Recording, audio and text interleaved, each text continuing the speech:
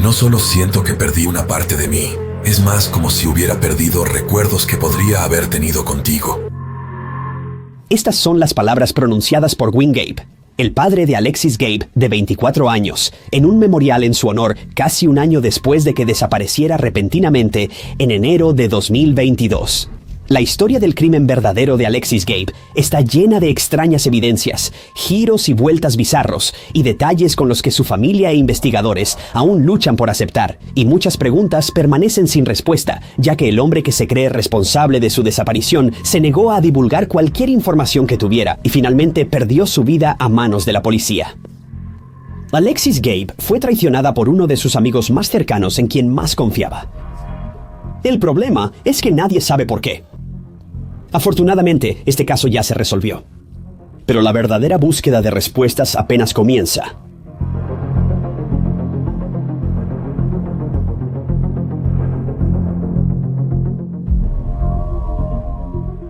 Los padres de Alexis, Gwen y Rowena Gabe, se conocieron de niños en Filipinas. Pero en 1986, cuando Gwen tenía 16 años, perdieron contacto cuando la familia de Gwen decidió mudarse a los Estados Unidos. Pasarían muchos años antes de que se volvieran a ver, pero pudieron reconectarse cuando Gwen y su familia regresaron a Filipinas para unas vacaciones. Esta vez mantuvieron el contacto. En 1994 decidieron casarse. Se mudaron a Antioch, California, antes de establecerse en Oakley, donde criaron a 3 hijos, siendo Alexis la hija del medio y la única niña. Al crecer, Alexis era una niña feliz y creativa que disfrutaba de la moda, el dibujo y la fotografía. Alexis era una chica que no permitía que nada la derribara. Siempre se esforzaba por encontrar lo mejor en una mala situación, y esta era una característica de su personalidad que la seguiría a lo largo de su vida. Después de graduarse de la escuela secundaria Liberty en Brentwood, asistió al Colegio Médico Contra Costa en Antioch y se graduó como una técnica de electrocardiograma calificada, alguien que ayuda a los pacientes que estaban sufriendo de graves condiciones cardíacas.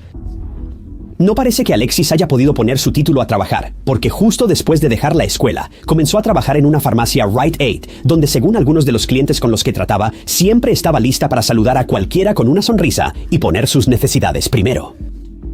Está claro que incluso aquellos que solo conocían a Alexis de pasada sabían que era una joven increíblemente brillante y cariñosa.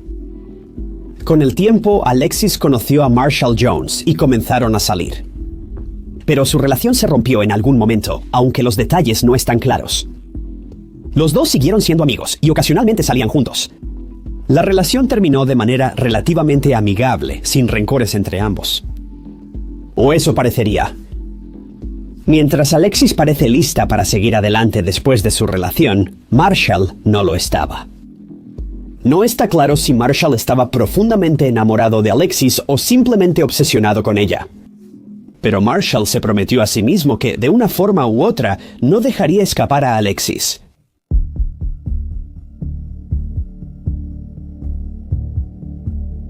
El 26 de enero de 2022, una amiga de Alexis le llamó por FaceTime cerca de las 6 de la tarde. Más tarde le diría a los investigadores que Alexis parecía estar sentada en su coche, presumiblemente en el estacionamiento de su trabajo. Unos 20 minutos después, fue vista por cámaras de seguridad en una estación de gasolina Chevron en Lone Tree Way, en Brentwood. Luego Alexis dejó la estación de gasolina y se dirigió a la casa de Marshall Jones, su ahora exnovio, que estaba ubicada en Bent Tree Way. Ahora, un aviso justo. Muchos de los nombres de las calles en esta historia se relacionan con árboles o caminos, lo que puede dificultar seguirla en ocasiones, pero haré todo lo posible para que sea lo más clara posible. Después de llegar a Bent Tree Way, el historial de datos del coche de Alexis sugiere que se apagó exactamente a las 6:32 de la tarde. Se cree que a esta hora llegó a la casa de Marshall Jones y, según los registros de su celular, permaneció en esa zona por un tiempo considerable. El padre de Alexis trató de contactarla cerca de las 7:30 de la tarde, una hora luego de que ella llegó a verse con Marshall, pero nunca respondió el teléfono. Al principio no me preocupé demasiado, ya que Alexis solía salir hasta tarde muy seguido. Gwen normalmente la esperaba, pero ese día él y su esposa tenían COVID, por lo que se acostaron, más temprano de lo que normalmente lo harían esa noche. A las 9:23 p.m., el sistema de posicionamiento global de Alexis mostró que su auto había arrancado, y tanto él como su teléfono celular abandonaron Lone Tree Way.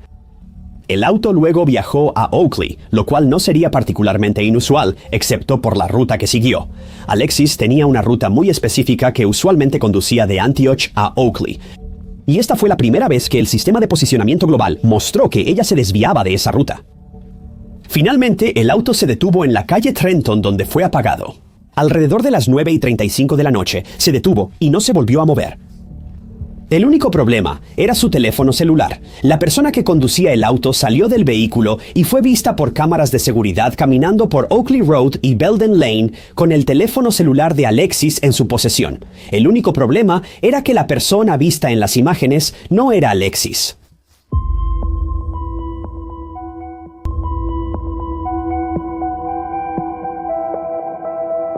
Menos de 5 minutos. Posteriormente, tras capturar a un sospechoso no identificado en circuito cerrado de televisión, el teléfono de Alexis dejó de funcionar.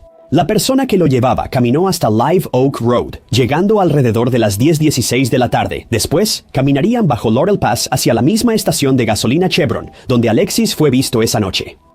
Luego camina hacia Cedar Point Way. Marshall Jones, exnovio de Alexis, tenía registros telefónicos que mostraban que le envió un mensaje a las 11:16 p.m. de ese día, preguntándole si había llegado a casa sin problemas, y al no recibir respuesta, llamó a su número unos 20 minutos después.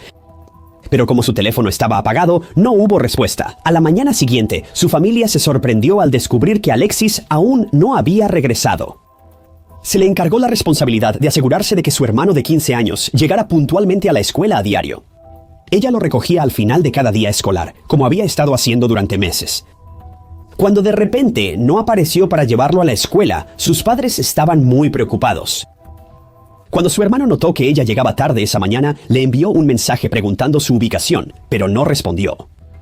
Su padre se preocupó de inmediato, ya que esto no era algo que Alexis normalmente haría, y por lo tanto llamó a Marshall para ver si sabía dónde estaba ella. Marshall declaró que Alexis había estado en su casa la noche anterior, pero que se fue alrededor de las 9 de la noche después de decidir ir a la casa de su mejor amiga.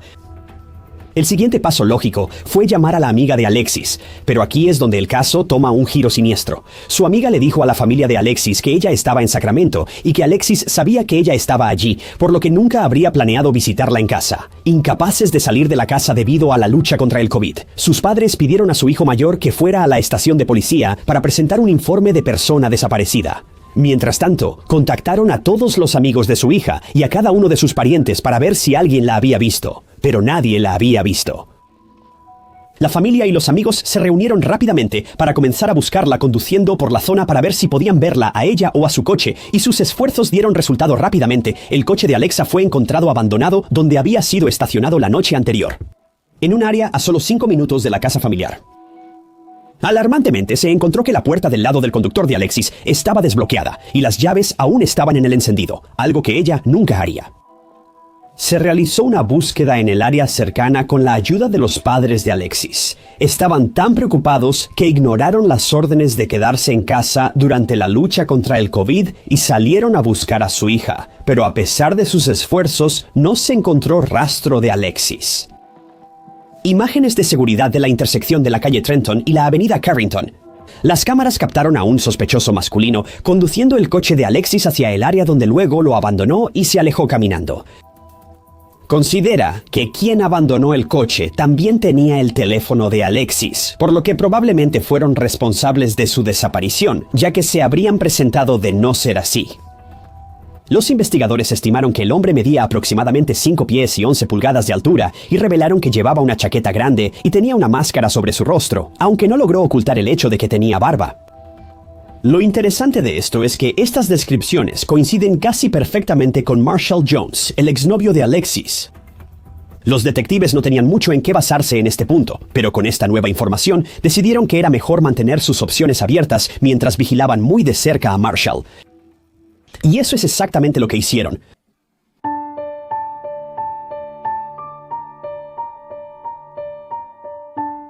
Durante una entrevista con los investigadores, Marshall reiteró la línea de tiempo que había dado a Gwen y Rowena el día anterior, afirmando que Alexis había estado en su casa la noche anterior, pero que se fue alrededor de las 9 p.m. después de decidir ir a la casa de su mejor amiga. Permitió a los investigadores registrar su casa, excepto las habitaciones, lo que, en mi opinión, no es una búsqueda exhaustiva. Si algo vale la pena encontrar en una casa, probablemente esté en una habitación. El problema era que la policía no tenía suficientes pruebas contra Marshall para obtener una orden judicial en este punto. Así que si él prohibía el acceso a esas habitaciones, debían obedecer. Marshall también entregó su teléfono para que un equipo forense lo analizara. Y una vez hecho esto, viajó a la casa de su madre en Bentry Way. Y aquí es donde las cosas se vuelven muy raras. Al llegar a casa de su madre, retrocedió su SUV en el camino de entrada y comenzó a descargar varias bolsas de basura grandes de la parte trasera. Esto fue evidenciado por una cámara de vigilancia que grabó cortos clips de sus movimientos. Después de esto, fue al departamento de policía de Oakley, donde recogió su teléfono y luego volvió a la casa de su madre, donde recogió las bolsas que había sacado de su coche y las volvió a meter todas, mientras su madre estaba organizando una fiesta de karaoke dentro de la casa, supuestamente felizmente inconsciente de su actividad sospechosa. Él y su madre luego salieron juntos de la casa y fueron a una tienda de teléfonos móviles Metro PCS, donde Marshall compró un nuevo teléfono e incluso obtuvo un nuevo número de teléfono. Ten en cuenta que mientras todo esto sucedía, Alexis seguía desaparecida y sus amigos y familiares intentaban desesperadamente localizarla, pero Marshall nunca hizo ningún intento de buscarla. Curiosamente, aunque Marshall obtuvo un nuevo número de teléfono y un nuevo teléfono mantuvo su antiguo teléfono y su antiguo número activos.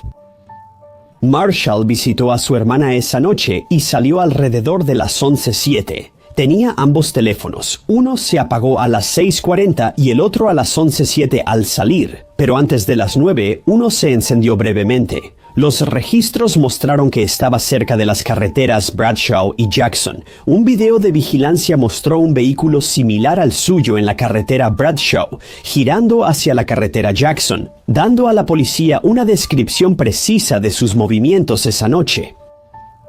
Se cree que Marshall se equivocó de camino en algún punto y luego encendió su teléfono para usar el sistema de posicionamiento global. De hecho, los investigadores declararían más tarde que cuando condujeron a Pioneer, también se perdieron el desvío tal como lo había hecho Marshall, cuando su teléfono se volvió a encender al día siguiente a las 12:43. Mostró que Marshall estaba a unas 16 millas de Antioch y luego condujo de regreso a la casa de su madre, llegando allí alrededor de la 1 de la tarde. Solo pasó un corto tiempo allí y luego volvió a la casa de su hermana, donde se cree que pasó el resto del día.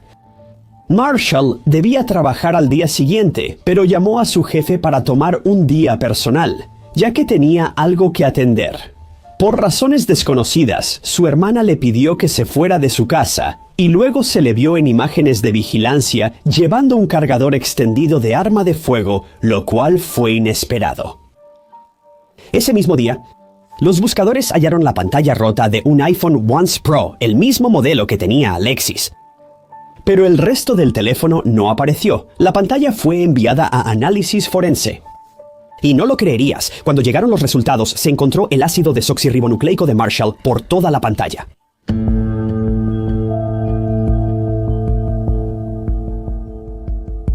Para entonces, los investigadores estaban convencidos de que Marshall ocultaba información y solicitaron una orden para registrar la casa de su madre en Bentry. Durante la búsqueda, el luminol reveló sangre dentro de la tapa de una lavadora. La muestra, enviada a un laboratorio, contenía el ácido desoxirribonucleico de Alexis. Además, notaron que las cortinas de la ducha del baño faltaban. Cuando registraron el coche de Marshall, encontraron más ácido desoxirribonucleico de Alexis en la parte trasera, aunque no se determinó si provenía de sangre o de otra fuente. El día después de la búsqueda, Marshall abordó un avión en California y viajó hasta Washington, donde luego se quedó con su padre durante unos días. Un momento muy oportuno para viajar y visitar a la familia. El 3 de febrero, solo 2 días después, se realizó una búsqueda en la casa de su madre, pero nunca se reveló si los detectives encontraron algo más de interés. Más tarde ese mes, se ordenó un registro en la casa de la hermana de Marshall, donde los investigadores encontraron una nota manuscrita con las direcciones a Pioneer. Creían que esta letra pertenecía a Marshall y parecía como si hubiera estado documentando un viaje que había hecho a Pioneer hace poco tiempo. ¿Pero por qué? La nota detallaba los giros a la derecha e izquierda en el camino y el tiempo de conducción entre cada punto. Esto por sí solo ya era bastante sospechoso para anotar. Al descubrirse esto, los investigadores teorizaron que Marshall debió haber asesinado a Alexis y luego condujo a esta área para deshacerse del cuerpo, pero ahora necesitaban probarlo. Los equipos de búsqueda se dirigieron de inmediato al área especificada en la nota para investigar. Los acompañaron equipos de búsqueda terrestre, aérea, acuática, unidades caninas, especialistas en sonar, helicópteros y buzos. 2 días después de iniciar la búsqueda, un voluntario encontró la funda del teléfono celular de Alexis en Vista Grand Drive y Bent Tree Way. No hay duda de que pertenecía a Alexis, ya que era una funda única, dibujada a mano. Al procesar el ácido desoxirribonucleico, se encontró que pertenecía a Alexis, demostrando aún más que era suyo. Tras obtener datos extraños de los sonares, se vació y registró un estanque cercano. Las unidades caninas estaban en espera tras una reacción de los perros a algo en el agua. Pero después de hacer todo ese esfuerzo para drenar y buscar en el estanque, no se encontró nada de interés, y no está claro por qué los perros habían alertado a sus manejadores sobre esta ubicación. Aunque todo esto debió haber sido increíblemente confuso y frustrante para los investigadores, debemos recordar que este debió haber sido un tiempo tortuoso para la familia de Alexis, ya que no recibían más que pequeñas piezas de información desgarradora, y al juntarlas todas, comenzó a surgir una imagen más grande que apuntaba a un final trágico y amargo para Alexis. La familia de Alexis ahora creía que la madre de Marshall también ocultaba información. El 19 de mayo, Alicia Clark y su madre fueron arrestadas, acusadas de complicidad. Pero fue liberada poco tiempo después, cuando se descubrió que no había suficientes pruebas para demostrar que ella sabía algo sobre la desaparición de Alexis, ni sobre la posible participación de su hijo en su supuesto fallecimiento. Mientras todo esto se descubría, el Consejo de la ciudad de Oakley decidió ofrecer una recompensa de $10,000 a cualquiera que proporcionara información sobre la desaparición de Alexis. Un donante anónimo añadió más tarde $50,000 a esa cantidad, y en mayo de 2022, el Consejo añadió otros $40,000, elevando la recompensa a $100,000. Ahora se había vuelto evidente para todos los involucrados en el caso de Alexis que Marshall tenía algo que ver con su desaparición. Un investigador sugirió que él terminó con su vida la noche que ella lo visitó, aunque no está claro por qué decidió hacerlo. Según el conocimiento general, ambos habían finalizado su relación amistosamente y mantenían una buena amistad. Entonces, ¿qué pudo haber salido tan mal que llevaría a Marshall a quitarle la vida a Alexis? La policía cree que, pase lo que pase, Marshall le quitó la vida a Alexis y luego colocó su cuerpo en la parte trasera de su SUV. Luego condujo a una ubicación remota donde dejó sus restos. Pero en este punto, los detectives no sabían dónde podrían encontrarse los restos de Alexis. Así, decidieron solicitar una orden de registro para ejecutarla en la casa del padre de Marshall, en Washington. Afortunadamente se concedió la orden. El 1 de junio, la oficina del sheriff del condado de Snohomish y el Servicio de Alguaciles de los Estados Unidos ejecutaron la búsqueda. El único problema fue que la búsqueda no tuvo el resultado esperado. Marshall era consciente de que los investigadores lo seguían de cerca. Aunque no lo había admitido, es evidente que Marshall sabía más sobre este caso de lo que quería admitir. Los investigadores fueron a la casa del padre de Marshall e intentaron convencerlo de salir, pero él se negó a ceder. Sabía que si salía por la puerta principal sería arrestado. Y lo cierto es que tenía razón. Pero nadie podría haber previsto la inminente tragedia.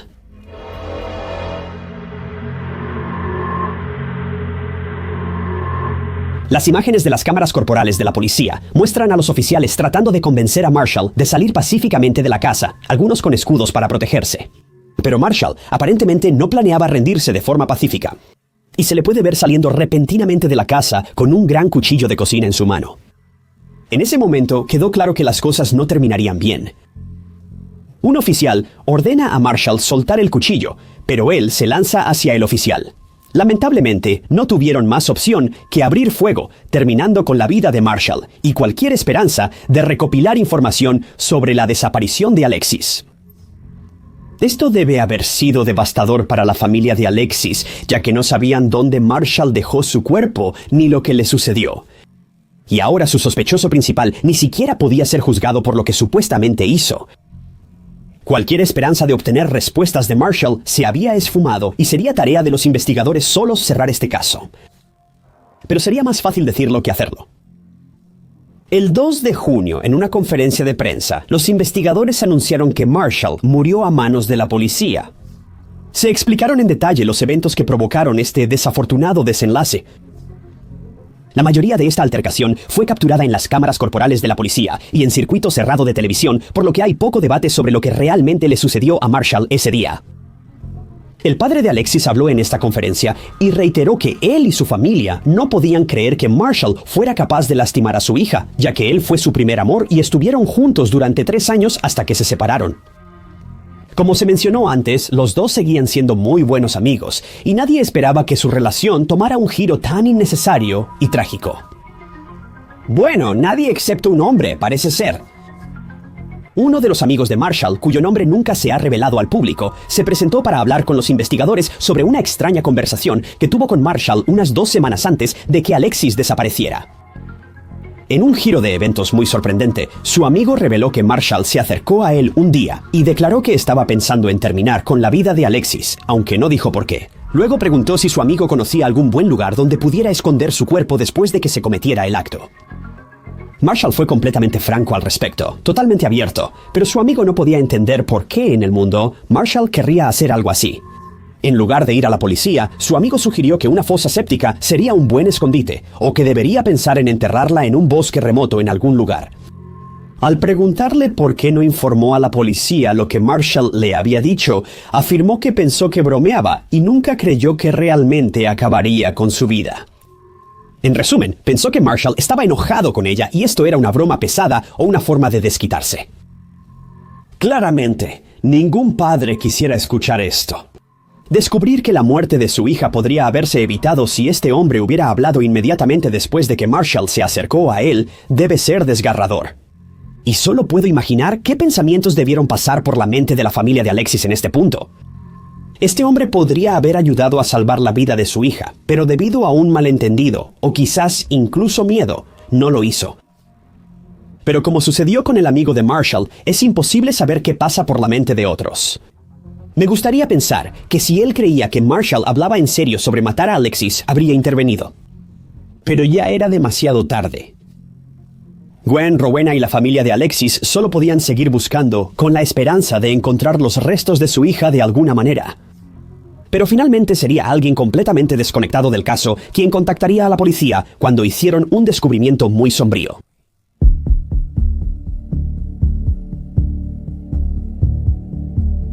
El presidente de Plymouth, California, estaba usando un detector de metales en una zona remota de Jackson Road cuando se topó con lo que creía que eran restos humanos e inmediatamente contactó a la oficina del sheriff local.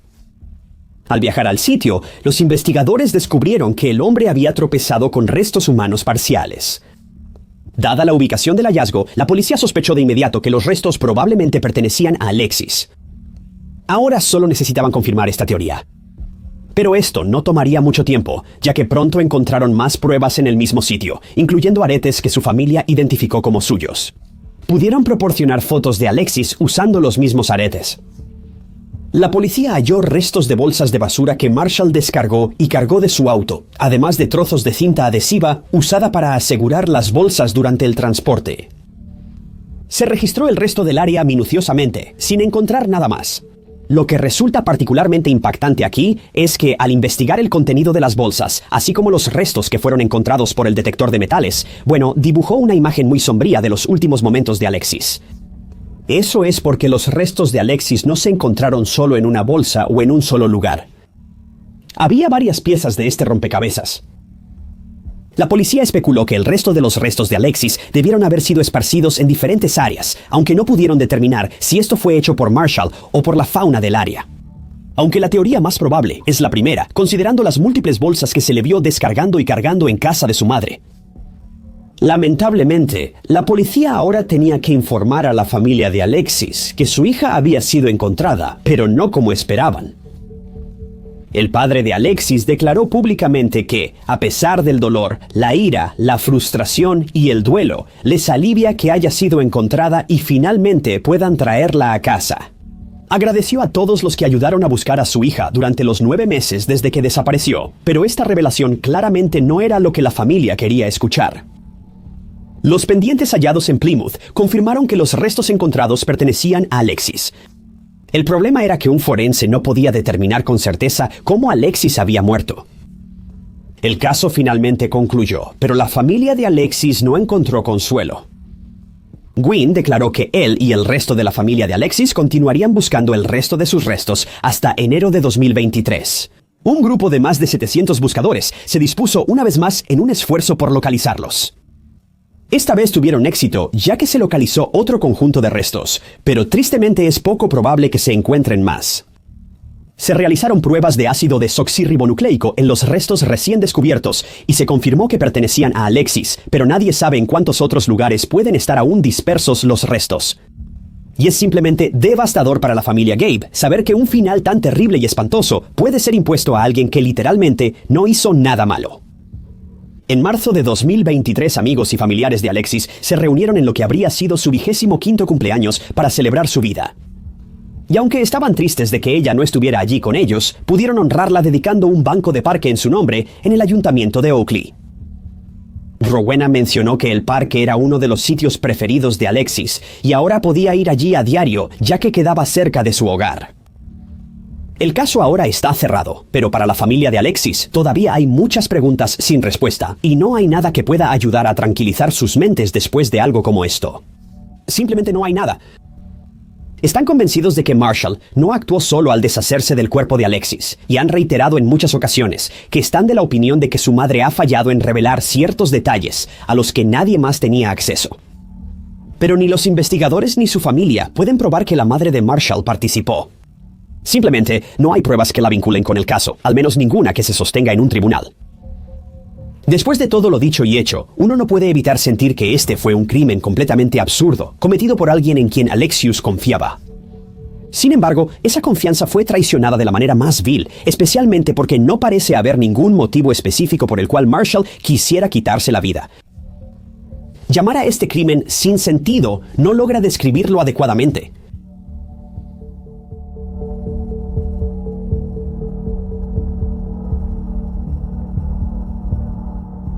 Gracias por sintonizar otro episodio de Historias de Crímenes Reales. Si lo disfrutaron, revisen este otro caso interesante que cubro.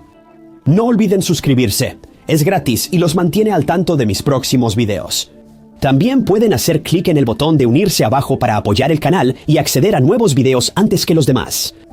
Soy Ty Knotts. Los veo en el próximo video, chicos.